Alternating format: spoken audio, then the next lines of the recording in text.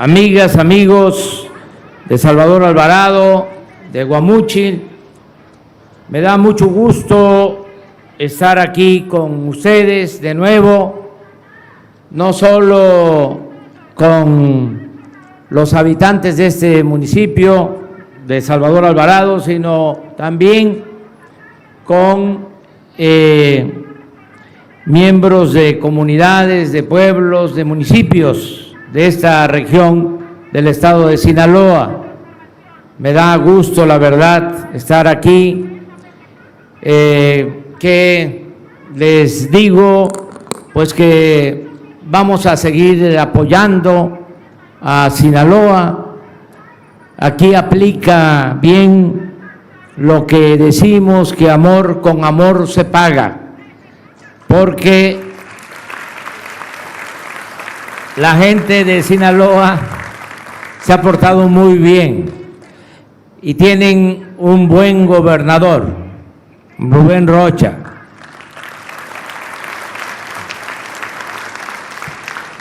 Nos conocemos desde hace muchos años. Él fue candidato de nuestro movimiento cuando iniciábamos,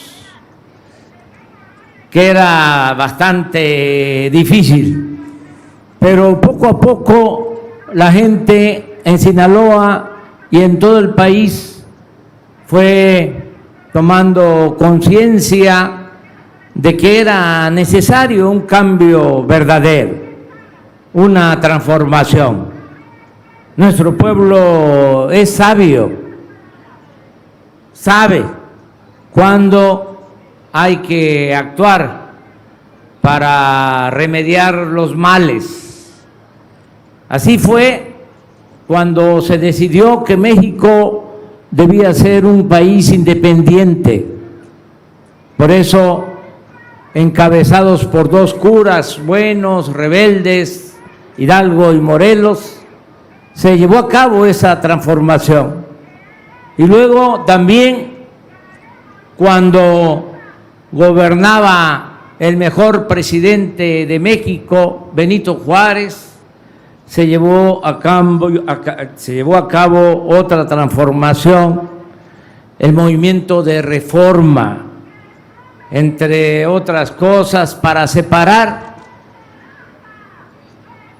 la Iglesia de los asuntos que tienen que ver con el poder civil, porque de acuerdo a la Biblia, a Dios lo que es de Dios y al César lo que es del César. Esa reforma fue fuerte porque no se llevó a cabo en otros países del mundo. La independencia sí, porque casi todos los países de América obtuvieron en ese tiempo su independencia aprovechando la decadencia de la monarquía española. Pero el movimiento de reforma sí es muy mexicano, es decir, no se llevó a cabo en otros países. Aquí se tomó esa decisión y por eso fue bastante fuerte. Y los conservadores, los que se oponían a la reforma, acudieron al extranjero y trajeron a Maximiliano y nos invadió el ejército francés, en ese entonces el ejército más poderoso del mundo. Pero se logró restaurar la República y la segunda independencia de México. Y lo mismo con la revolución. Ya era insoportable la dictadura porfirista, porque había entregado Porfirio Díaz los bienes de la nación a extranjeros, tierras, aguas, minas, ferrocarriles, y a los mexicanos se les esclavizó no había democracia. Él dominó 34 años. Por eso un hombre bueno, un demócrata auténtico, Francisco I. Madero, convocó al pueblo a tomar las armas un 20 de noviembre de 1910 y así surgió el movimiento revolucionario. Y quiero detenerme para decirles a ustedes que Salvador Alvarado fue un revolucionario muy importante porque él tenía ideas muy avanzadas. No solo estaban luchando por los cargos, por el poder, eran revolucionarios que luchaban por el pueblo, que le tenían un profundo amor al pueblo. Ese era Salvador Alvarado, un hombre íntegro y honesto. En ese entonces, en 1915, él fue gobernador en Yucatán y en mi estado, en Tabasco, gobernaba el general Francisco J. Mújica, que no era tabasqueño, así como Salvador Alvarado no era yucateco, sino con el movimiento revolucionario se les enviaba, porque eran los más avanzados. Entonces Salvador Alvarado en Yucatán, Mújica, que era michoacano, en Tabasco, y el general Heriberto Jara, ese sí, era veracruzano, estaba de gobernador en ese estado, 1915. ¿Qué hicieron estos gobernadores en el sureste? Pues fueron los que declararon la abolición de la esclavitud, la liberación de los peones que estaban acasillados en las haciendas. Porque si nosotros nos atenemos a nuestra historia, siempre se dice Miguel Hidalgo abolió la esclavitud. Fue muy importante lo que hizo el cura Hidalgo, un luchador que era puro corazón, pero no abolió la esclavitud, proclamó la abolición de la esclavitud en 1810. Eso le costó no solo la vida, sino la humillación, porque los oligarcas de entonces no solo lo asesinan, sino le cortan la cabeza y exhiben la cabeza del padre de nuestra patria 10 años en la plaza principal de Guanajuato, como escarmiento, para que nadie se atreviera a defender a los humildes, a los pobres, a los esclavos. Entonces, él es asesinado, queda la proclama, pero todo el siglo XIX sigue la esclavitud, y hasta que se lleva a cabo la revolución, 100 años después, que en realidad es abolida la esclavitud en México. No hace mucho, estamos hablando de 110 años que quedó abolida la esclavitud. Y quienes participaron en este movimiento, entre otros, fue Salvador Alvarado. Era tan íntegro, tan honesto, que el general Mújica, tengo esas cartas, le escribía desde Tabasco. Le decía al general Alvarado: moralíceme, señor general. Era su frase: moralíceme, es decir, deme fuerza moral para poder enfrentar lo que estoy viendo, porque ya desde entonces ya se estaba desviando la revolución. Es decir, ya habían gentes cercanas a el presidente Carranza que ya estaban haciendo negocios al amparo del movimiento revolucionario. Por eso insistía mucho Mújica: moralíceme, señor general. Entonces, la gente supo siempre, por eso México es excepcional, cuando son necesarios los cambios. Y ahora también, igual que en esas tres transformaciones, la independencia, la reforma, la revolución, la gente dijo: ya basta, vamos a llevar a cabo una transformación. Y es lo que estamos viviendo y debemos de sentirnos muy orgullosos porque lo estamos haciendo sin violencia, de manera pacífica. La independencia, la reforma, la revolución se tuvieron que hacer con las armas, no porque lo quisieran así nuestros mártires, nuestros héroes, que eran hasta pacifistas. Ya hablé de Hidalgo, de Morelos, eran curas. Madero era un hombre bueno y tuvo que decidir hacer un manifiesto, el Plan de San Luis, convocando al pueblo a tomar las armas y además de manera abierta. El 20 de noviembre de 1910, desde las 6 de la tarde, le puso. Pero porque no había otra forma. Nosotros, también contrario a lo que se pensaba, insistimos, nos hicieron fraude 2 veces y nos decían: nunca van a lograr ningún cambio por esa vía, no se los van a permitir.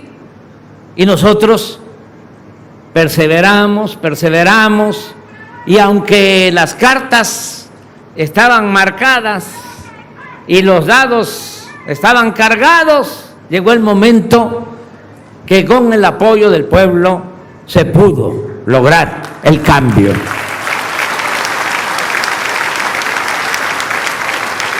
Y esto es lo que estamos ahora viviendo, y no vamos a quedarles mal, vamos a estar a la altura de las circunstancias, el no mentir, el no robar, el no traicionar al pueblo, y decirles que si hemos avanzado en 4 años, todavía nos quedan 23 meses y vamos a avanzar más y vamos a dejar bien sentadas las bases para la transformación de nuestro país.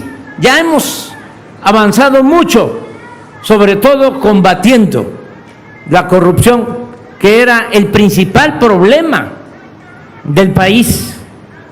Fíjense cómo nos tenían, que la mayoría de la gente pensaba que los problemas de México eran otros.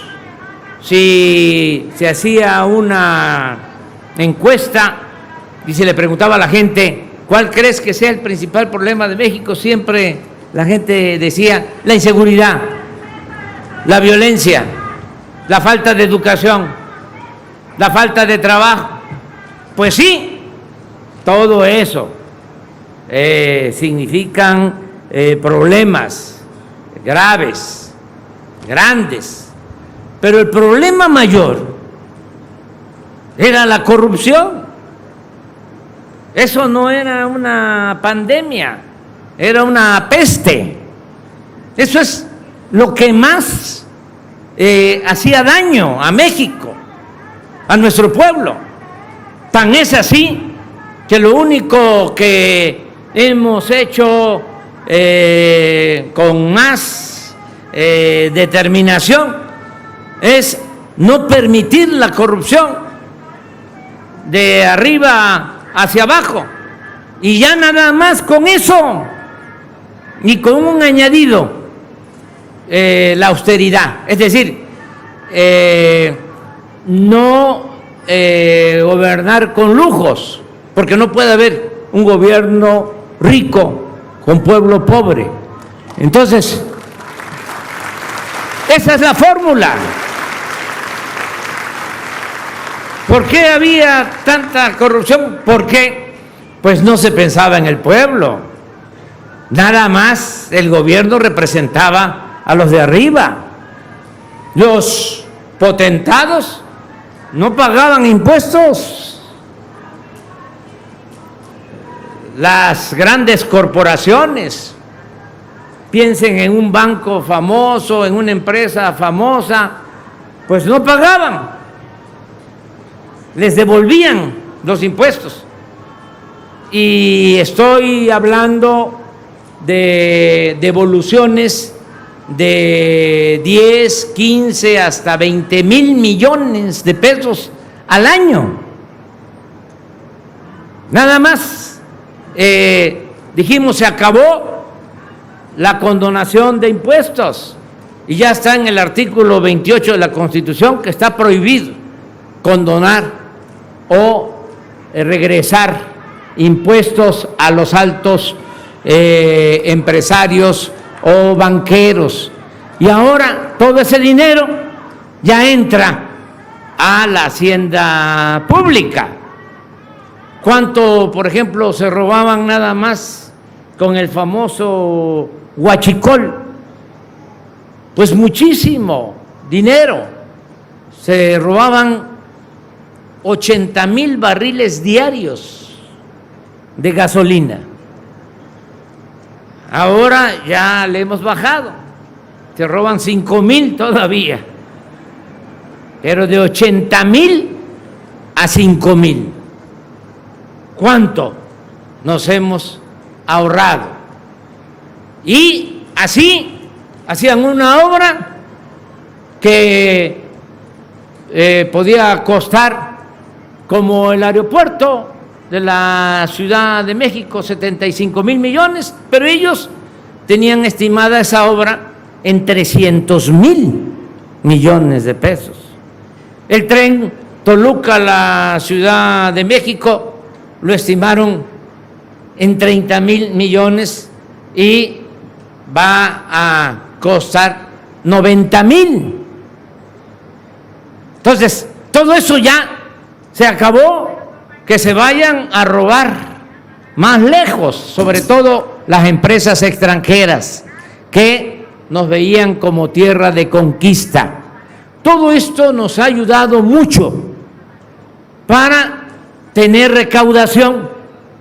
Aumentó la recaudación, se taponearon todas esas fugas y ahora tenemos presupuesto sin aumentar impuestos, sin aumentar el precio de las gasolinas, del diésel, de la luz, sin endeudar a nuestro país.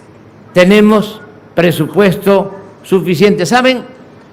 Llevaba cerca de 50 años que año con año se devaluaba el peso. 50 años, desde Echeverría. No cumplimos todavía nosotros 4 años de gobierno y no ha habido devaluación. Al contrario, el peso se ha fortalecido. Es un peso fuerte a nivel nacional. Y esto nos permite el tener una hacienda pública con recursos suficientes, nos permite ayudar a la gente, porque antes solo se pensaba en los de arriba. Ahora nada más aquí en Salvador Alvarado, en Guamuchi, pero en todo el municipio, 104 jóvenes están recibiendo apoyos en el programa Jóvenes Construyendo del futuro, que se les da un salario mínimo para que se capaciten. Están trabajando como aprendices. 258 jóvenes que estudian en el nivel universitario, aquí en el municipio, tienen beca, 2.450 pesos mensuales. 3.523 jóvenes de prepa también tienen su beca. 850 familias que tienen estudiantes en preescolar, primaria y secundaria reciben becas. Hay un programa que se llama La Escuela es Nuestra, que se le entrega el presupuesto para el mantenimiento a las sociedades de madres y de padres de familia, para que arreglen los planteles.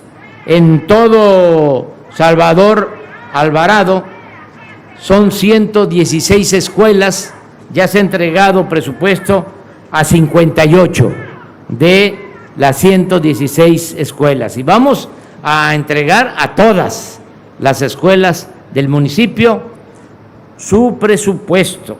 También hay 9.171 adultos mayores, 9.171 adultos mayores que tienen pensión. Y les doy una buena noticia, aunque no les gusta a los conservadores, pero por eso me río. Va a aumentar en enero 25% la pensión.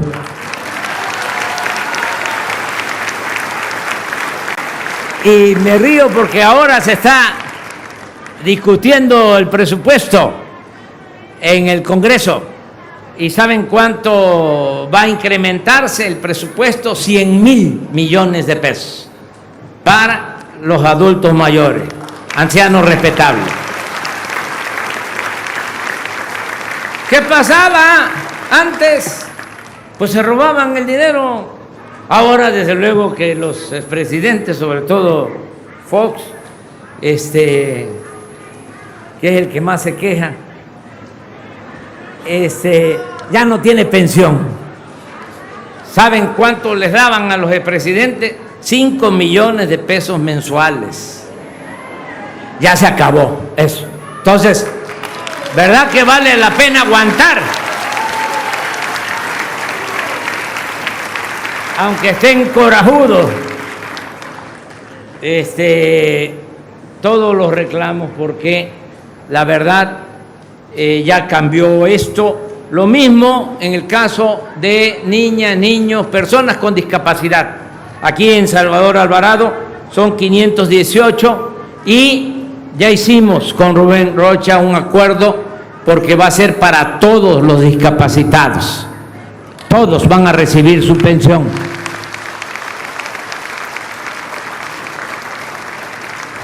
Fue el primer estado, Sinaloa, en que dijo: vamos a ampliar el programa de discapacidad, porque ayudábamos hasta 29 años, pero de 30 a 64, porque ya 65 es la pensión adulto mayor, no había apoyo para discapacitados.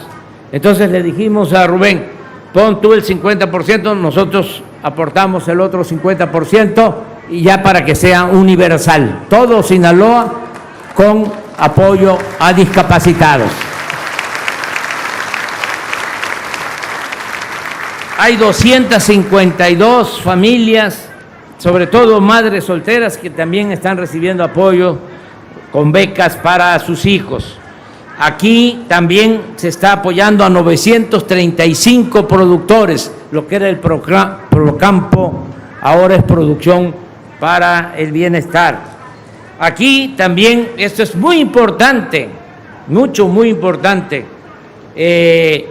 van a establecerse aquí en Salvador Alvarado 2 sucursales del Banco del Bienestar. Seguramente una aquí en la cabecera y otra en un pueblo en Villa Benito Juárez. Son 2, ¿para qué? No sé si alguien tiene su tarjeta, que me la preste. Una tarjeta de bienestar. Mi compañero veterano.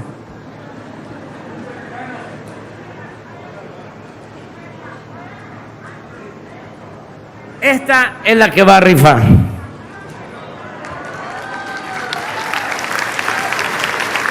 Para todo. Becas, adulto mayor,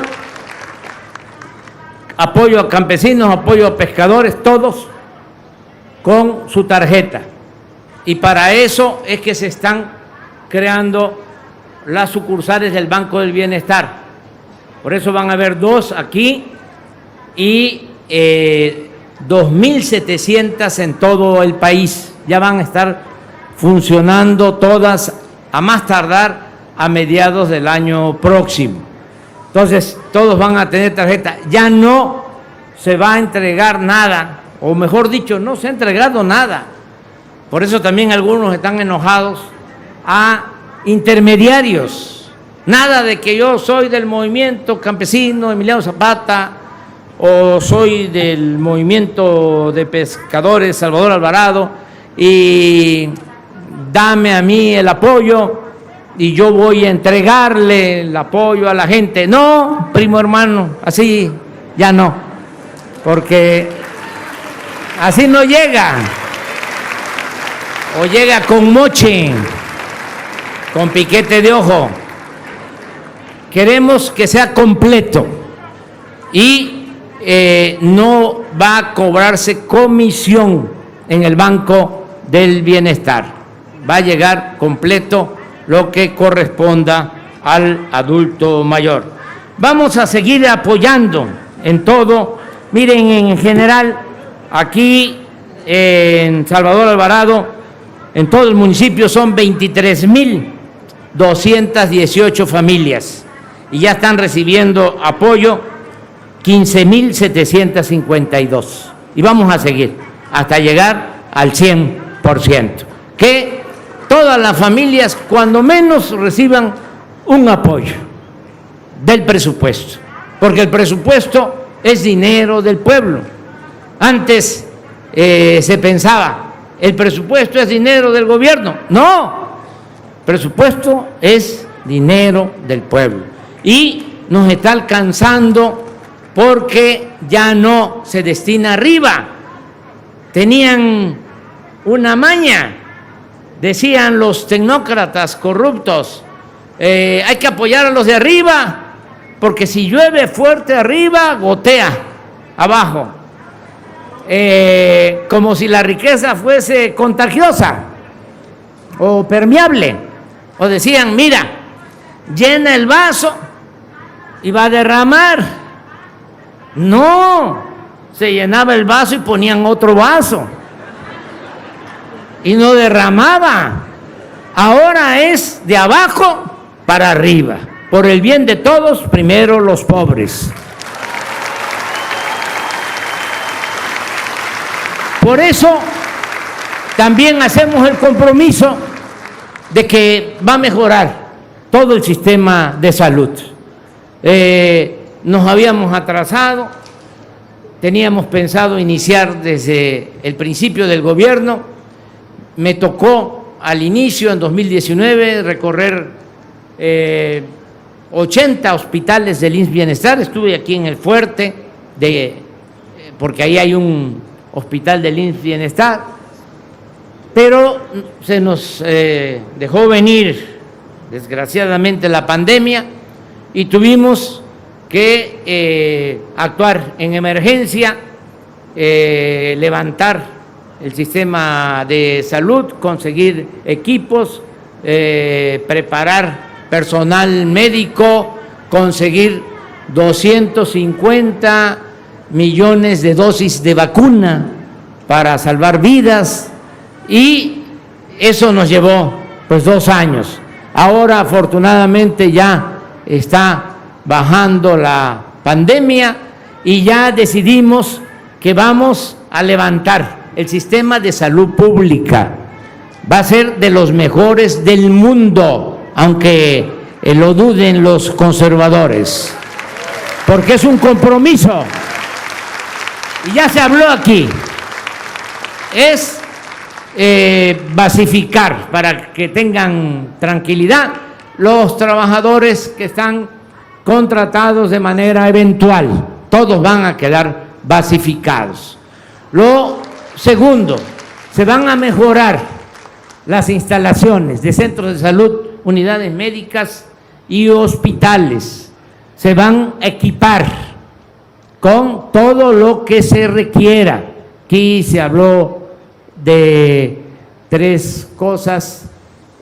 Una es atender el principal problema de muerte que hay en el país, la primera causa de muerte, que son los infartos. Fíjense, el año pasado y el antepasado era COVID, ahora ya volvió a ser primer lugar como causa de muerte los infartos, y no se tenía para atención preventiva en hospitales, ya aquí ya se tiene, pero es para prevenir, es decir, para salvar la vida siempre y cuando después, que no pase de 1 hora, 2 horas, ya se tenga una intervención, un cateterismo, porque si no, no se salva el paciente.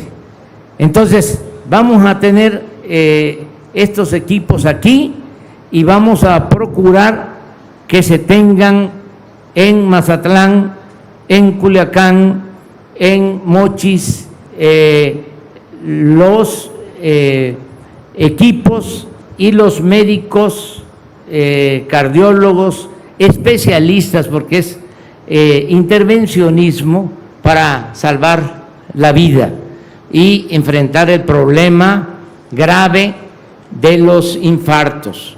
Lo segundo es lo que tiene que ver con el cáncer de mama, que también vamos a tener ya equipos en todo Sinaloa. Aquí hay mastografía en este hospital, qué bueno, pero no hay en Mocorito y porque no hay en otros municipios, y tampoco hay clínicas para intervenir y hacer operaciones de cáncer de mama. Eso también se va a resolver. Y lo tercero, ya se dijo aquí, eso es la hemodiálisis, que da mucha tristeza que el que necesita este servicio tiene que ser trasladado porque no hay sistemas de hemodiálisis, de atención a enfermos que requieren este tratamiento en los hospitales. Todo eso lo vamos a ir resolviendo. Queremos que se garantice el derecho del pueblo a la salud. Y les digo algo, va a ser universal y gratuito. Se van a quitar las cajas, las máquinas registradoras en los hospitales. Se va a tener el derecho a ser atendidos. Nos está costando algo, pero vamos a salir adelante. El conseguir los médicos, el conseguir los especialistas, porque estos corruptos, en vez de darle oportunidad a los estudiantes de que se ingresaran a las escuelas de medicina, los rechazaban con la mentira de que no pasaban el examen de admisión. Y era porque no había presupuesto para la educación pública, porque la tirada en salud y en educación era la privatización, que se curara el que tuviese para pagar médico particular o clínica particular y que estudiara el que tuviese para pagar colegiaturas. Esa era la mentalidad que prevalecía, por eso están tan enojados. Pero que se vayan muy lejos con su enojo. Bueno, la idea es que se consigan los médicos, porque ahora no tenemos en el país los médicos que requerimos por esa mala política absurda e irresponsable. No tenemos los médicos que necesita México y mucho menos los especialistas. Por eso estamos incluso ya contratando médicos y especialistas de otros países del extranjero. Pero la idea es que no falten los médicos, que no falten los especialistas y que no sea nada más de lunes a viernes, porque también se enferma la gente el sábado y el domingo, y todos los turnos. Ese es el ideal que tenemos, que lo vamos a convertir en realidad con el apoyo de ustedes. Y a mí me da mucho gusto que pues el director de este hospital sea aquí de Guamuchi, porque ni modo que un paisano de ustedes no va a aplicarse al 100. Ya me han hablado bien del doctor, dice que está bateando arriba de 300. Y que seguramente si es de Sinaloa les gusta el béisbol. Arriba el béisbol, con todo respeto a los otros deportes. Ahorita tenemos un paisano allá en Houston que no le han dado la pelota, pero espero que lo tomen en cuenta. A Urquidi, es de Mazatlán. Y igual que Julio, que le llega la piedra, más de 90 millas, y además son nuestros paisanos, les deseamos lo mejor a Urquidi, que le vaya muy bien. Y la verdad que sí, nada más por eso, y porque tienen más peloteros latinos, le voy al Houston, o sea, con todo respeto también al Philly. A ver cómo nos va 1-1. Yo creo que sí podemos ganar. Bueno, ya hablamos bastante. Yo pensé que no nos íbamos a extender. A los compañeros que están protestando por lo de la planta de fertilizante, nada más decirles de que de una u otra manera pues se tienen que aplicar fertilizantes para la producción. Lo ideal es que avancemos, y ya lo estamos haciendo, en la creación, la elaboración de fertilizantes orgánicos, que eso es lo mejor para la salud, pero eso lleva tiempo y necesitamos la producción de alimentos, necesitamos los alimentos, porque si dependemos de las importaciones de alimentos, pues nos van a tener siempre sometidos. Miren lo que está pasando en Europa. Ellos no tienen gas suficiente y ahora tienen una inflación, una carestía muy elevada. Nosotros no tenemos problema porque hay petróleo en nuestro país. De los 200 países aproximadamente del mundo, hay 20 que tienen petróleo, y gracias a la suerte, a la naturaleza, al Creador, México tiene ese recurso, y estamos nosotros invirtiendo para producir en México las gasolinas, el diésel, y a eso se debe que no aumente el precio de las gasolinas, del diésel. ¿Cuándo se había visto que el precio de la gasolina en México estuviese más bajo que en Estados Unidos? Nunca. ¿Por qué? Porque estamos invirtiendo en las refinerías, rehabilitando las 6 refinerías que nos dejaron casi convertidas en chatarra. Ya construimos una nueva refinería en Dos Bocas, Paraíso, Tabasco. Compramos una refinería en Deer Park, Texas. La compramos en $600 millones. ¿Saben qué?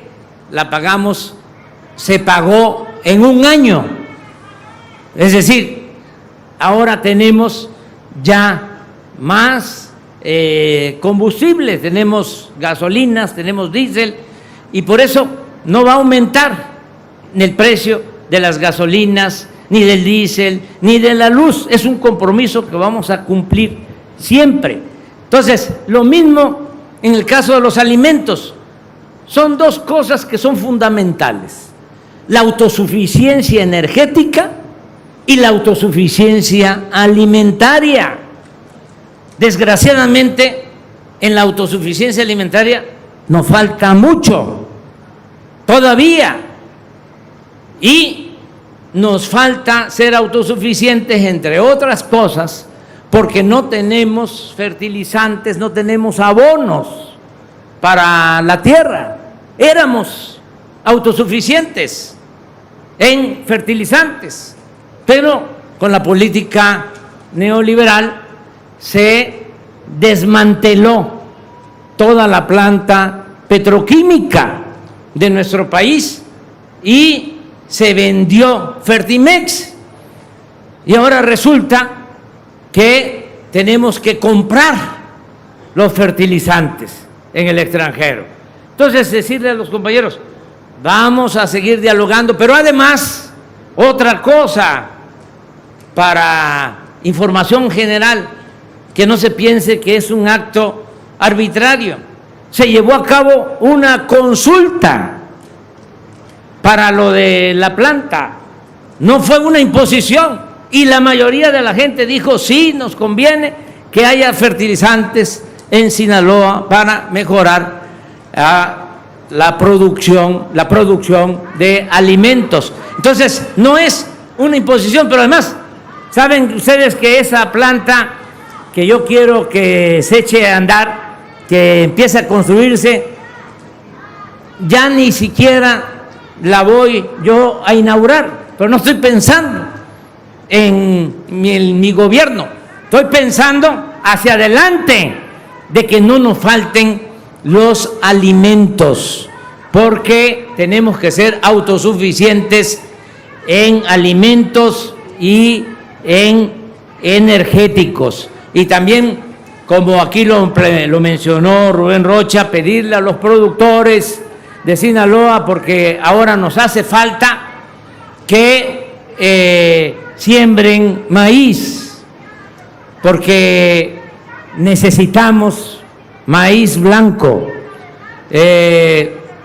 necesitamos para bajar la inflación, porque no tenemos casi inflación en energéticos, pero en alimentos sí tenemos bastante inflación, porque tenemos que comprar todavía maíz en el extranjero, y tenemos que comprar arroz, y tenemos que estar comprando otros alimentos. Entonces, pedirle a los productores de Sinaloa que siembren maíz, y hacemos también el compromiso con los productores de Sinaloa de temporal, que les vamos a entregar el fertilizante de manera gratuita.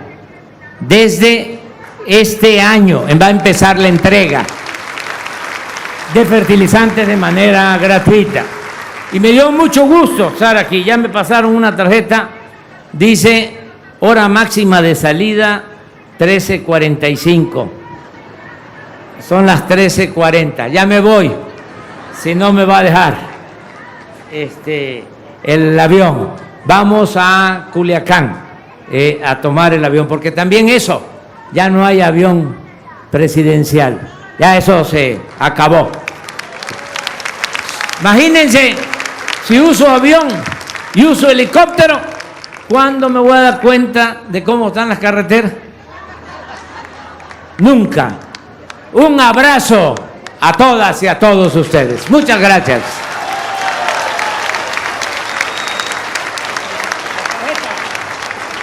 Les solicitamos guardar el debido respeto para entonar nuestro himno nacional mexicano.